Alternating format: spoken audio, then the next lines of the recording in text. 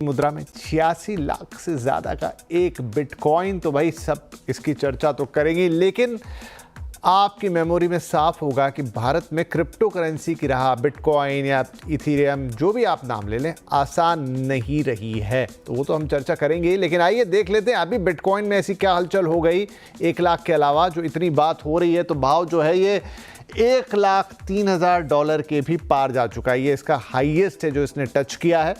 ठीक है साहब, और क्या हुआ? 4 हफ्ते में 45% तक की तेजी ये दिखा गया। याद कीजिए अमेरिकन इलेक्शंस के रिजल्ट आए को कितना वक्त हो गया, और वहां से ये जो तेजी है हमने आती हुई देखी। 2024 की बात कर लीजिए तो करीब 150% हो गया। 143% की तेजी इसने दिखा दी है 2024 में। ईयर टू डेट हम बात कर रहे हैं। डोनाल्ड ट्रंप की जीत के बाद ये चमका है। ऑफ कोर्स माना जा रहा है कि ट्रंप साहब या उनके और तमाम जो उनके साथ के लोग हैं, अब तो उन्होंने अपनी कैबिनेट में ऐलान कर दिया है कि जो है इलॉन मस्क भी होंगे, वो तो बिटकॉइन के बहुत बड़े प्रवर्तक हैं या उसके फेवर करते हैं, ऐसे कई और लोग। देखिए, अब अगर 1 साल की बात करें तो 6 दिसंबर 2023 को ये 43,000 पर था, 43,494, और 5 दिसंबर को जो इसका हाईएस्ट रेट गया वो $1,02,585 पे गया। यानी 136% की तेजी इसने 1 साल के अंदर दिखा दी है। तो कैसे भी गणित लगा लीजिए,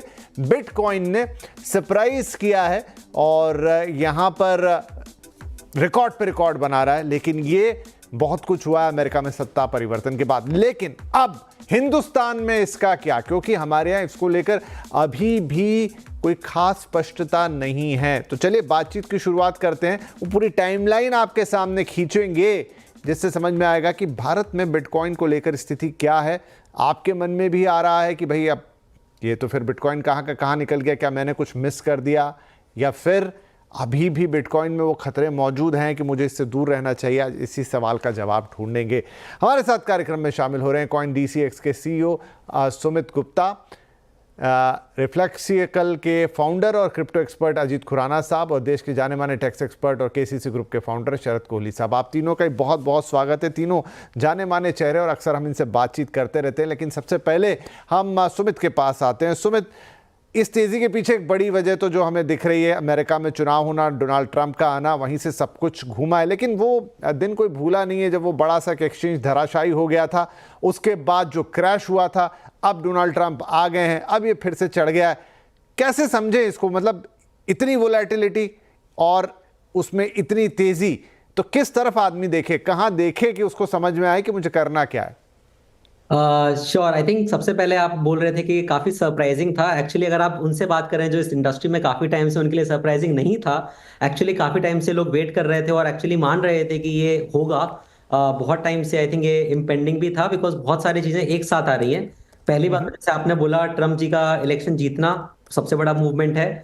दूसरी बात, हर 4 साल में बिटकॉइन की हाल्विंग होती है। तो हाल्विंग के बाद अक्सर अगर आप राइट फ्रॉम द स्टार्ट 2009 से देखेंगे, हर इलेक्शन के बाद बिटकॉइन में तेजी दिखी है।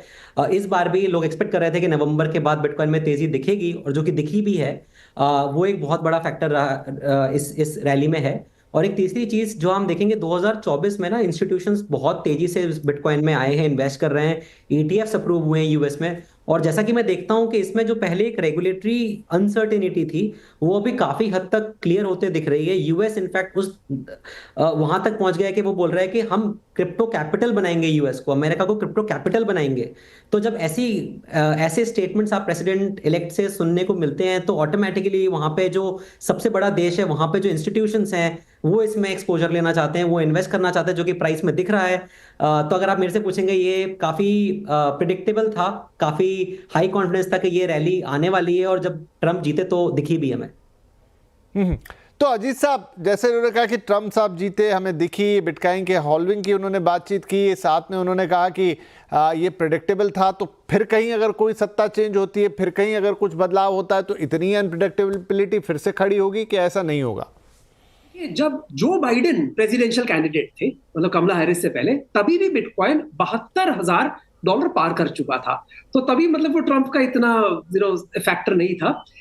दूसरी चीज कि कोई एक फैक्टर जरूर अफेक्ट कर सकता है। फॉर एग्जांपल, जो डोनाल्ड ट्रंप जी ने हमें बहुत उम्मीदें दी हैं क्रिप्टो के बारे में, और समझो वो खरी नहीं निकलती या उनका ध्यान इससे हट जाता है, तो ये भी एक नेगेटिव फैक्टर होगा। लेकिन किसी एक फैक्टर से बात बढ़ या घट नहीं रही।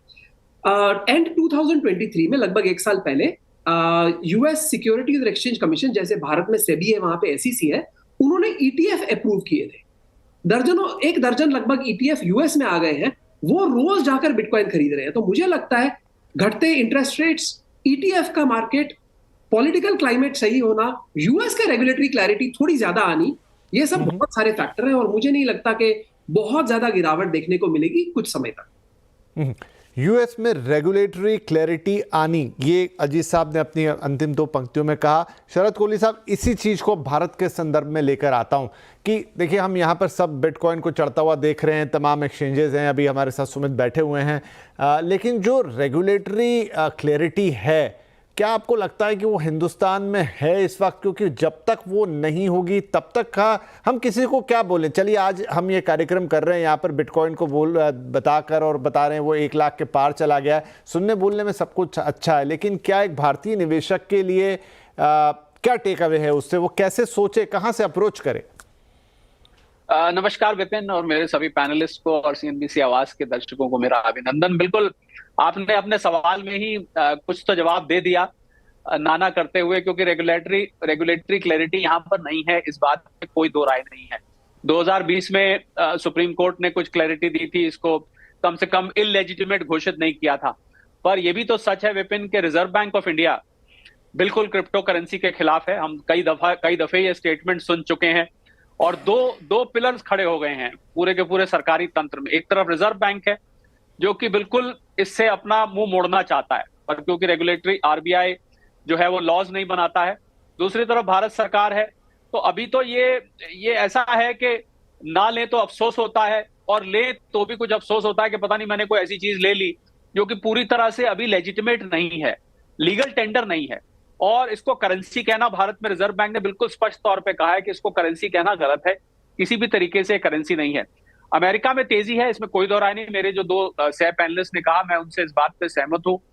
पर जिस कारण से विपिन ये बढ़ा है, वही कारण मुझे चिंता में डालता है। अगर हम ट्रंप साहब की बात करें, हालांकि उन्होंने और कारण भी गिनवाए जो कि ठीक है, तो ट्रंप साहब बहुत अनप्रिडिक्टेबल भी हैं, विद ड्यू रिस्पेक्ट। और कल को उन्होंने कोई ऐसी स्टेटमेंट दे दी जो कि इसके खिलाफ है, तो वो एकदम चली जाएगी। दूसरा, हम क्योंकि भारतीय परिप्रेक्ष्य में बात कर रहे हैं विपिन, तो भारत सरकार से जब तक क्लैरिटी नहीं आती, मान लीजिए भारतीय कोई निवेश कर भी देता है और सपोज $1 लाख का ये कल को $1.25 लाख, $1.5 लाख हो भी जाता है, और कल को आपको उसके रेमिटेंस में, उसके पैसे लेने में, उसकी वॉलेट की हैंडलिंग में, किसी चीज में अगर दिक्कत आती है, फिर सिक्योरिटी रिलेटेड इशू, मेरे पास तो दर्जनों केसेस सुनने में आए विपिन, जहां पर उनका वॉलेट में से चोरी हो गया सामान, मैं सामान यहाँ क्रिप्टो करेंसी को कह रहा हूं, उनके वॉलेट में से निकल गया, उनको पता नहीं लगा। ऐसे भी बहुत सारे केसेस सुनने में आए जहां पर कि वो काम ही नहीं किया, उनका पता लगा कि उनका वॉलेट ही काम नहीं कर रहा है, वो फोन खो गया। बहुत सारी इसमें अभी चीजें हैं। तो जब तक मैं मानता हूं कि एक भारतीय को निवेश वहां करना चाहिए जब भारत सरकार द्वारा लिखित कोई प्रोटोकॉल बन जाए, रूल्स एंड रेगुलेशंस बन जाए, गाइडलाइंस बन जाए, एक रेगुलेटरी फ्रेमवर्क बन जाए। विपिन, जब तक ये नहीं होता है, मैं समझता हूं कि भारतीय निवेशकों को इसमें बहुत बढ़ चढ़ के हिस्सा नहीं लेना चाहिए। भले ही फोमो जिसको हम कहते हैं, फियर ऑफ मिसिंग आउट, आपने बताया $43,000 से, अब हम तो लोग बहुत सारे देख के अब अरे यार उसने कहा था, काश हम ले लेते, अरे यार मेरे दिमाग में आया भी था, काश हम ले लेते, आज मैं $60,000 कमा लेता, वगैरह वगैरह।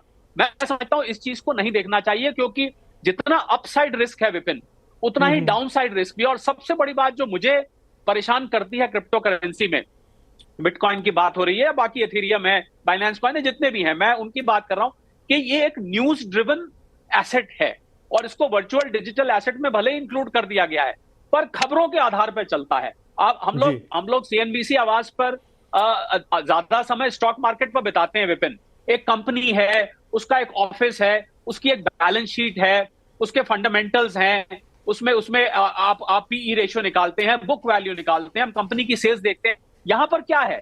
यहां पर आपके पास सिर्फ एक न्यूज फ्लो है। कोई अच्छी खबर आई तो ऊपर चल पड़ा, कोई बुरी खबर, हालांकि मैं ये नहीं कहता कि स्टॉक मार्केट अच्छी खबर बुरी खबर पे ऊपर नीचे नहीं जाती है, परंतु उसके पीछे फंडामेंटल्स भी हैं। पर यहां पर विपिन मुझे उतने फंडामेंटल्स मजबूत तरीके से दिखाई नहीं देते हैं। तो उस वजह से मुझे लगता है कि इन दो कारणों से मैं चाहूंगा कि इन्वेस्टर्स, आप थोड़ा बहुत स्वाद चखना चाहते हैं तो अलग बात है, पर मैं बहुत ज्यादा इसके फेवर में विपिन नहीं रहूंगा। अलाउ मी टू प्ले, एक डेविल्स एडवोकेट होता है आपके शो में। नहीं, तो मैं थोड़ा सा इससे जी मैं जी थोड़ा इससे बिल्कुल दूर रहने की सलाह देता हूं आपको, सच पूछें तो दिल की बात बता रहा हूं। ठीक है, नहीं यहाँ हम तीनों ही लोग हैं, दो ऐसे मेंबरान हैं जो कि एक बिटकॉइन का एक्सचेंज चला रहे हैं, एक बिटकॉइन के बड़े एक्सपर्ट हैं और खुद उसके बड़े एक पुरोधा रहे हैं, बहुत पहले से उस पर काम कर रहे हैं, और आपकी भी एक राय है, आप देश के जाने माने टैक्स एक्सपर्ट हैं, और यही तो हम दर्शकों तक एक विवेकपूर्ण चीज़ पहुंचा रहे हैं।